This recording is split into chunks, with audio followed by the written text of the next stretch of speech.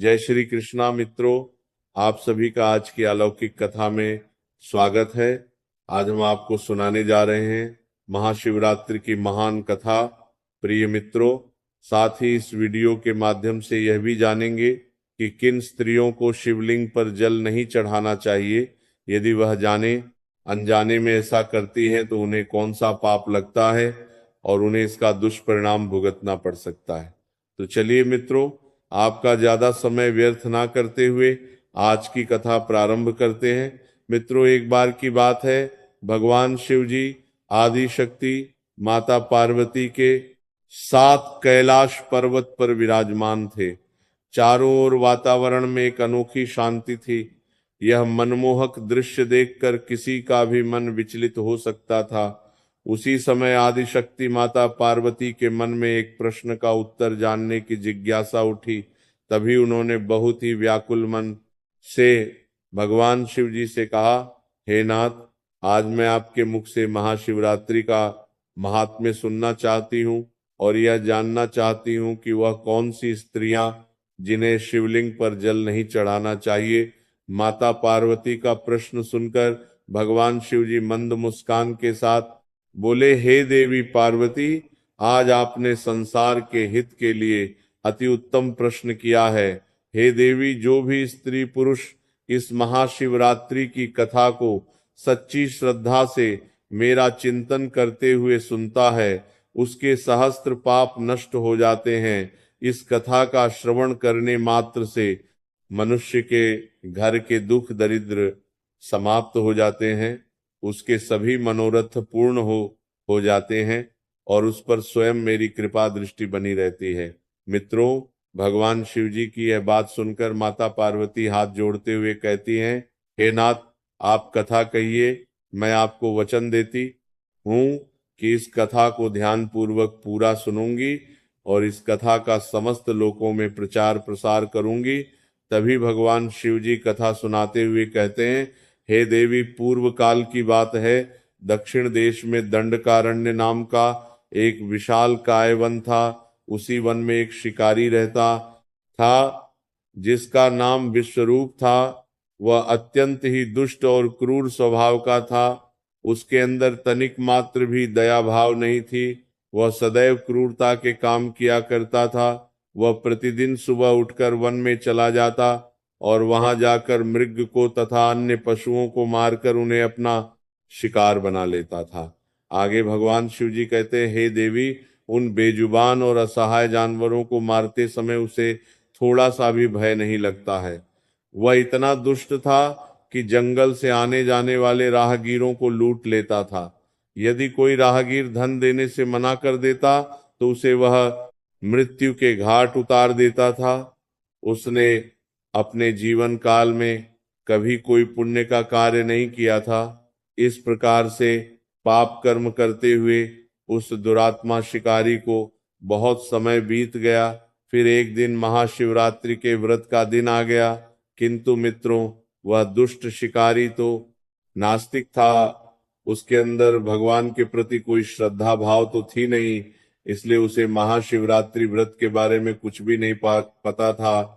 जब वह सुबह उठा तो उसकी पत्नी और माता पिता भूख से पीड़ित होकर उसके पास आए और उससे विनती करते हुए बोले, हे वृक्ष, हम सबको बहुत भूख लगी है, कृपया जंगल से जाकर कुछ खाने के लिए ले आइए। अपनी पत्नी और माता पिता के निवेदन करने पर वह शिकारी तुरंत उठा और झोपड़ी के अंदर गया, धनुष बाण उठाया और पीने के लिए एक पात्र में पानी भरकर शिकार करने के लिए जंगल की ओर चला गया। मित्रों, उस दिन शिकारी विश्वरूप ने सारा दिन जंगल में शिकार की खोज की, परंतु उसे जंगल में ना कोई हिरण दिखा और ना कोई अन्य जानवर दिखा। वह दिन भर हाथ में धनुष लेकर जंगल में इधर उधर घूमता रहा, लेकिन उसे भोजन की प्राप्ति के लिए कोई भी जानवर नहीं मिला। और इधर शाम भी हो रही थी। भगवान सूर्यदेव अपने प्रकाश की अंतिम लालिमा बिखेर रहे थे। यह देखकर वह शिकारी बहुत व्याकुल हो उठा और सोचने लगा, आज तो कोई भी शिकार नहीं मिला। घर में बच्चे मेरे आने की राह देख रहे होंगे, माता पिता जो भूख से व्याकुल होकर मेरी राह देख रहे हैं, उनका क्या होगा, उनकी क्या दशा हो गई होगी। उनके लिए मुझे कुछ ना कुछ भोजन लेकर ही घर लौटना चाहिए, अन्यथा वह भूख के कारण अपने प्राण त्याग देंगे। यह सोचकर वह शिकार की खोज में जंगल के भीतर चला जाता है। तभी उसकी नजर एक सरोवर पर पड़ी। सरोवर को देखकर उसके मन में खुशी की उमंग जागृत हो उठी और वह सरोवर के समीप खड़ा होकर सोचने लगा, कोई ना कोई प्राणी सरोवर में पानी पीने के लिए आएगा। उसी समय मैं उस पर अपने धनुष बाण से प्रहार कर दूंगा और उसे अपना शिकार बना लूंगा, फिर उसे अपने साथ घर ले जाऊंगा। ऐसा निश्चय करके वह एक विशालकाय बेल के वृक्ष पर चढ़कर बैठ गया और सरोवर पर अपने शिकार के आने की राह देखने लगा और सोचने लगा, पता नहीं कब कोई प्राणी पानी पीने के लिए आएगा और कब मैं उसे मारूंगा। मित्रों, शिकार की प्रतीक्षा करते करते शाम हो चुकी। उधर सूर्य देव अस्त हो चुके थे, किंतु उस सरोवर पर कोई भी प्राणी पानी पीने नहीं आया। वह शिकारी भूख प्यास से पीड़ित होकर उसी पेड़ पर बैठा रहा। थोड़ी देर बाद रात का पहला पहर प्रारंभ हो गया। तभी उस सरोवर के पास एक हिरनी उछलते कूदते हुए पानी पीने के लिए आती है। मित्रों, उस हिरणी को सरोवर के पास देखकर उस शिकारी को बहुत खुशी हुई और उसने तुरंत उस हिरणी को मारने के लिए अपने तरकस से बाण निकाला और धनुष पर रखकर प्रत्यंचा खींची। उसी समय पात्र में रखा हुआ जल और कुछ बेलपत्र नीचे गिर पड़े।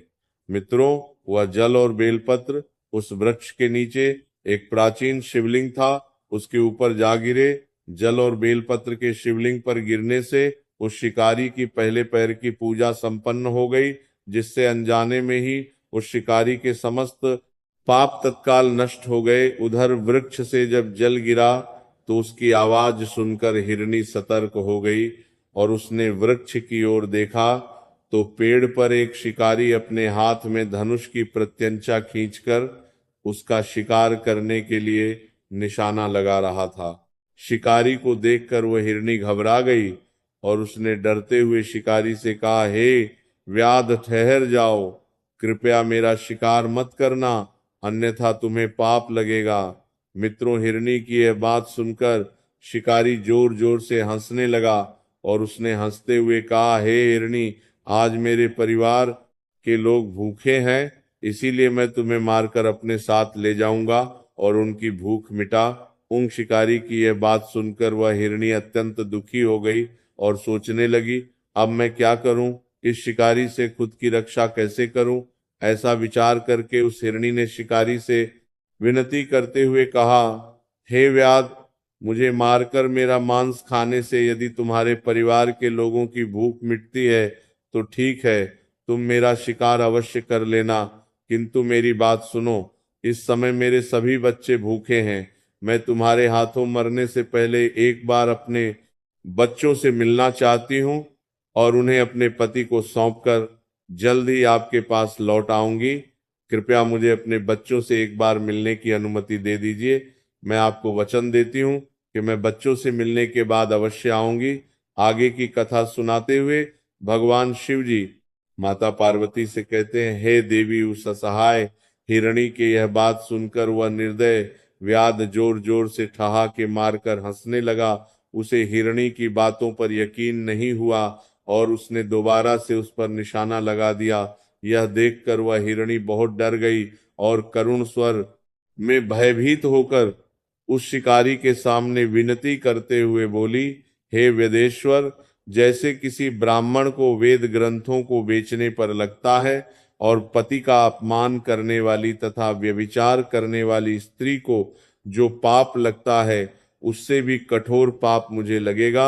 यदि मैं लौटकर नहीं आई तो मित्रों, ऐसी कठोर शपथ खाने के बाद वह हिरनी चुप हो गई। उस हिरनी के मुख से ऐसे वचन सुनकर उस शिकारी को उस हिरनी पर विश्वास हो गया और वह कहने लगा, हे हिरनी, ठीक है, अब तुम अपने बच्चों से मिलने के लिए जाओ और जल्दी लौटकर वापस आ जाना। मैं इसी सरोवर के पास तुम्हारे वापस आने की प्रतीक्षा कर रहा हूं। फिर वह हिरणी शिकारी का धन्यवाद करते हुए बहुत ही प्रसन्नता के साथ सरोवर में पानी पीकर अपने बच्चों से मिलने के लिए चली गई। इतने में ही रात का पहला पहर शिकारी के द्वारा जागते ही जागते बीत गया और रात्रि का दूसरा पहर शुरू हो गया। तभी सरोवर के पास उस हिरनी की बहन आ गई जो अपनी बहन को खोज रही थी। उसे देखते ही उस शिकारी ने तुरंत उस पर धनुष बाण से निशाना लगाया। तभी उसके पास रखे हुए पात्र से पानी बेल पत्र के साथ दोबारा से शिवलिंग पर गिर गया। इस प्रकार से उस शिकारी द्वारा दूसरे पहर की भी पूजा संपन्न हो गई। मित्रों, पेड़ से पानी गिरने की आवाज आते ही उस हिरणी की बहन ने पेड़ के ऊपर देखा तो उस पर एक शिकारी हाथ में धनुष बाण लिए हुए बैठा था। शिकारी को देखते ही उस हिरणी की बहन ने घबराते हुए कहा, हे वन्यजीव शोधक, मेरी बात सुनो। मैं अपने आप को बहुत भाग्यशाली समझ रही हूँ। आज मेरा जीवन सफल हो जाएगा, क्योंकि मेरे इस शरीर को खाने से किसी की तृप्ति हो रही है। परंतु तुम मुझे अभी मत मारना।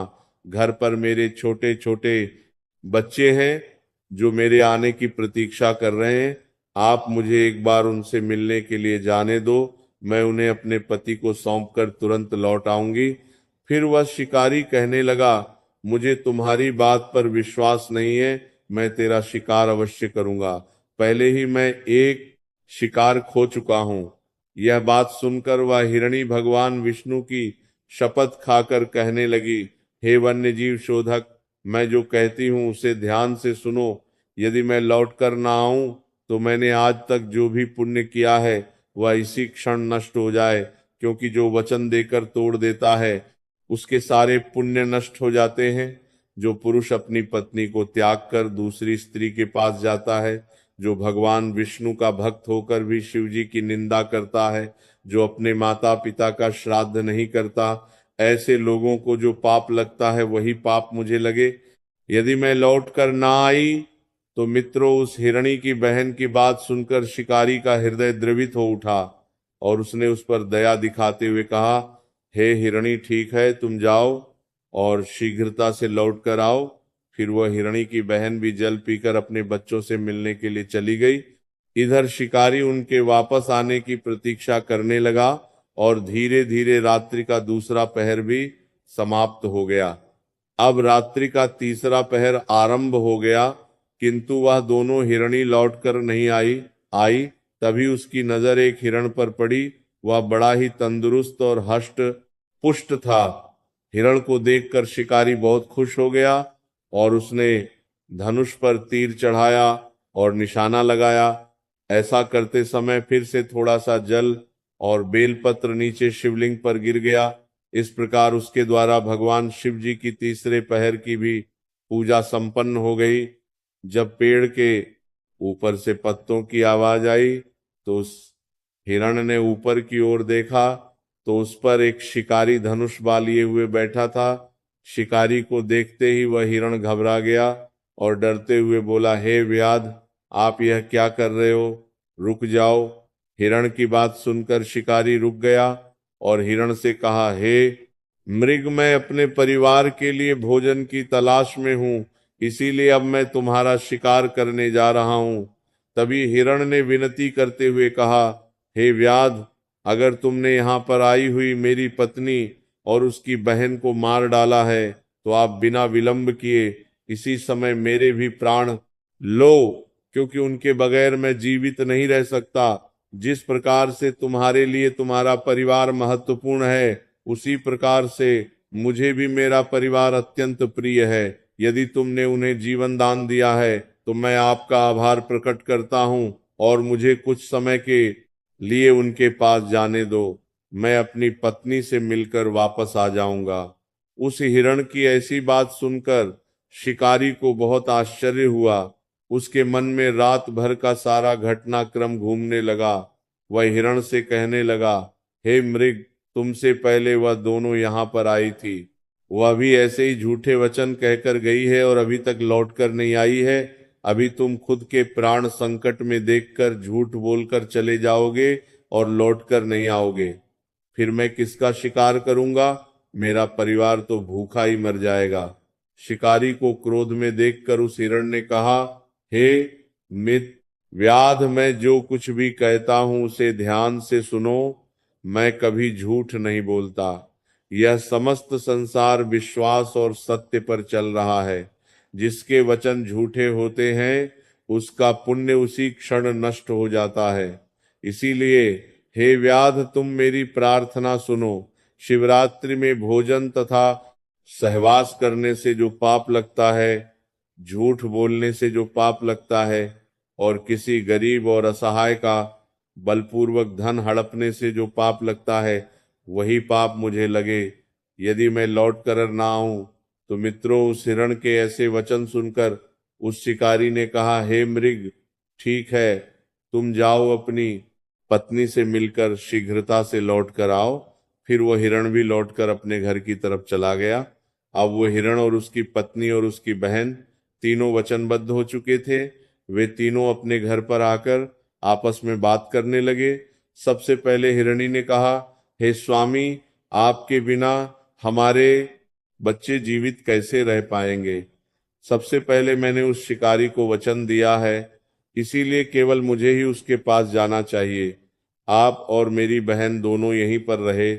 उसकी बात सुनकर हिरणी की बहन वो बोलने लगी, हे बहन, मैं तुम्हारी सेविका हूं, इसीलिए आज मुझे ही उस शिकारी के पास जाना चाहिए।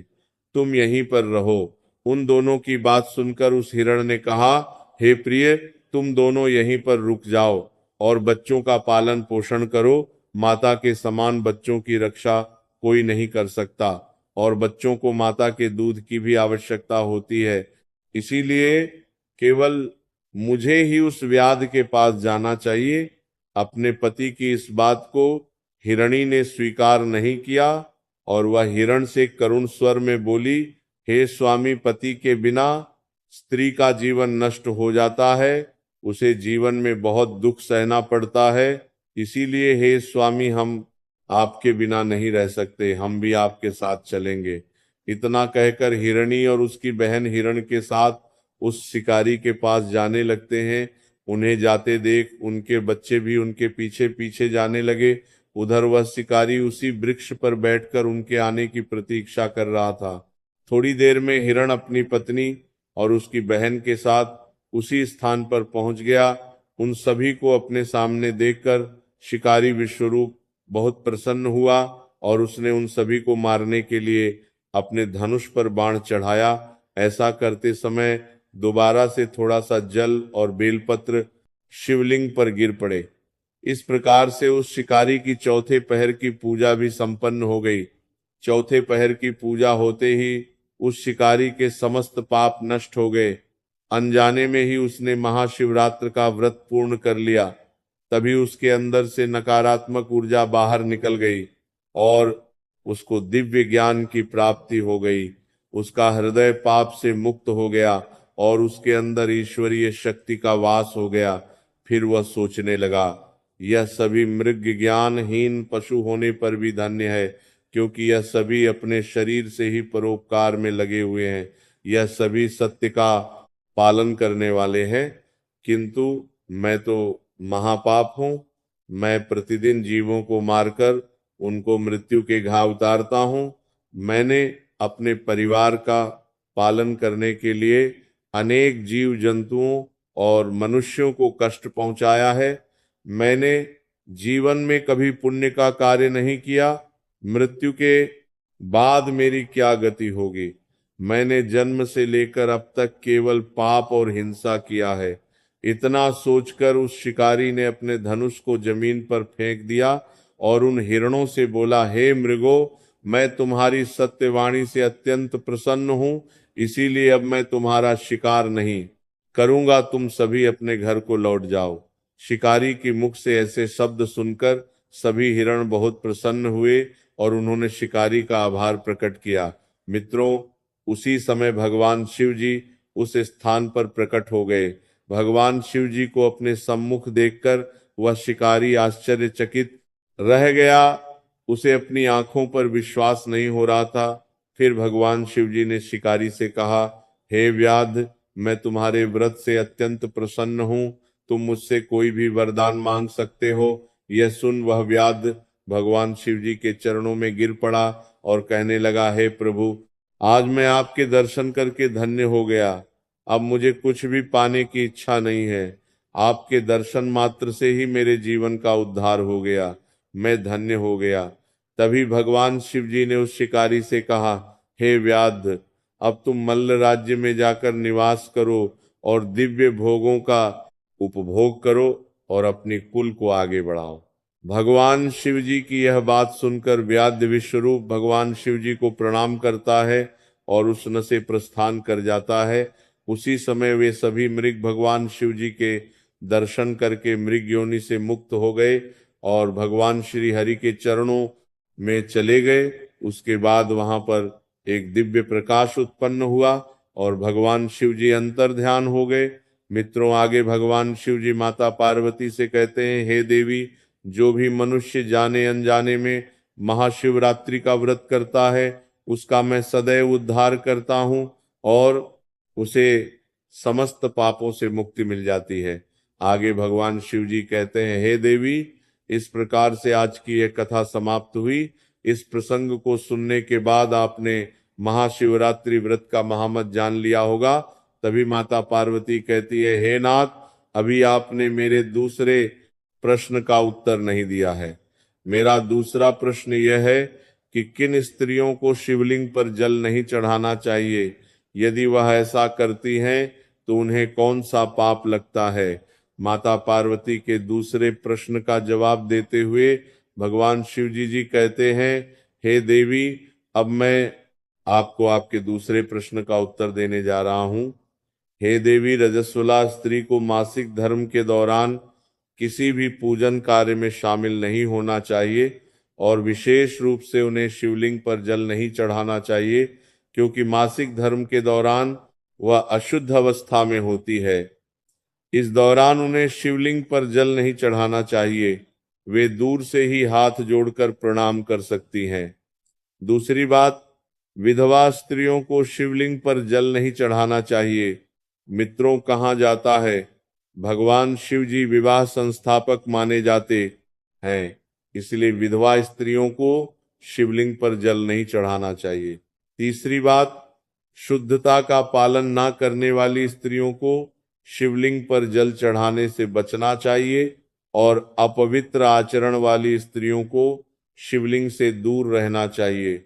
यदि उनके विचार पवित्र नहीं हैं तो उन्हें शिवलिंग की पूजा करने से पहले आत्म शुद्धि करनी चाहिए। मित्रों, जो भी स्त्री इन नियमों का पालन नहीं करती है उसे भगवान शिव जी के अपमान का दोष लगता था, क्योंकि शिवलिंग को भगवान शिव जी का प्रतीक माना जाता है। ऐसी स्त्रियों के जीवन में अशुभ फल प्राप्त होता है, उन्हें भगवान शिव जी के क्रोध का सामना करना पड़ सकता है। यदि कोई स्त्री विधि विरुद्ध शिवलिंग की पूजा करती है तो उसके जीवन में संतान प्राप्ति में बाधा आ सकती है या परिवार पर संकट आ सकता है। यदि कोई स्त्री शुद्धता का उल्लंघन करते हुए शिवलिंग की पूजा करती है तो उसे अकाल मृत्यु या दुर्भाग्य का सामना करना पड़ता है। मित्रों, आगे भगवान शिव जी माता पार्वती से कहते हैं, हे देवी, स्त्रियों को शिवलिंग की पूजा करते समय शुद्धता और धर्म के नियमों का पालन करना चाहिए। यदि कोई स्त्री इन नियमों का उल्लंघन करती है तो उसे पाप का भागी माना जाता है और उन्हें इस कुकृत्य कार्य के लिए दुष्परिणाम भुगतने पड़ते हैं। इतना कहकर भगवान शिव जी अपनी वाणी को विराम देते हैं। मित्रों, इस प्रकार से आज का यह ज्ञानवर्धक प्रसंग समाप्त हुआ। आशा करते हैं आपको यह प्रसंग पसंद आया होगा। एक बार सच्ची श्रद्धा से जय भोलेनाथ, जय हरि विष्णु अवश्य लिखें। प्रिय मित्रों, वीडियो देखने के लिए आप सभी का बहुत बहुत धन्यवाद।